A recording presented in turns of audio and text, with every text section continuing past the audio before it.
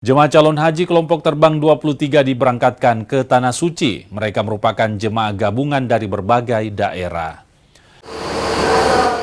Jemaah calon haji kloter 23 sebanyak 393 dan berasal dari daerah Wajo, Goa, Palopo hingga Luwu Timur.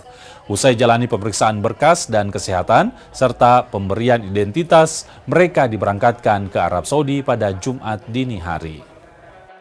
Jadi semua jemaah dipastikan lolos, kemudian memenuhi syarat untuk diberangkatkan menunaikan ibadah haji.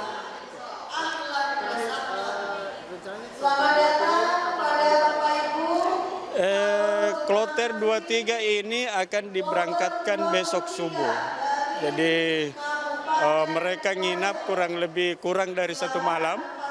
Ini setelah penerimaan ini sekitar jam 10 sudah masuk kamar, istirahat, kemudian mereka masih ada bimbingan ibadah di masjid dan termasuk ada peninjauan mockup pesawat, tata cara penggunaan toilet dan di pesawat. Penantian selama 11 tahun akhirnya berbuah manis. Seorang ibu rumah tangga yang berprofesi sebagai pedagang rumahan mendapat panggilan untuk menunaikan ibadah haji tahun ini. Nurlina Wero tak mampu menyembunyikan rasa syukur dan haru saat mengetahui dirinya mendapat panggilan menunaikan rukun Islam yang kelima. Perempuan 57 tahun asal kota Sorong menjalani kehidupan sederhana sebagai ibu rumah tangga dan pedagang kecil.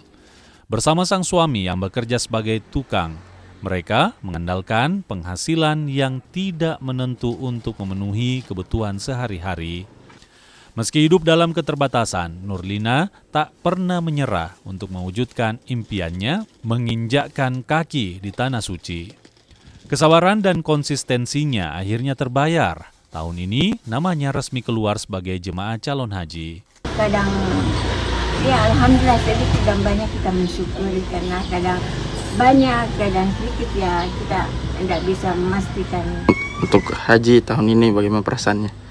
Ya, alhamdulillah bersyukur karena nggak disangka-sangka bisa tahun ini nama keluar. Masalahnya sudah lama menunggu juga jadi. 11 tahun yang menunggu. 11 tahun. Nurlina akan berangkat pada 7 Mei menuju Masjid Agung Al-Akbar, kota Sorong sebelum melanjutkan perjalanan ke Makassar dan bertolak ke Arab Saudi. Kesempatan ini bukan sekedar perjalanan spiritual, melainkan bukti, harapan dan doa yang terus dijaga pada waktunya akan menemukan jalan. Asarur Rahmat, Kompas TV, Sorong, Papua Barat Daya.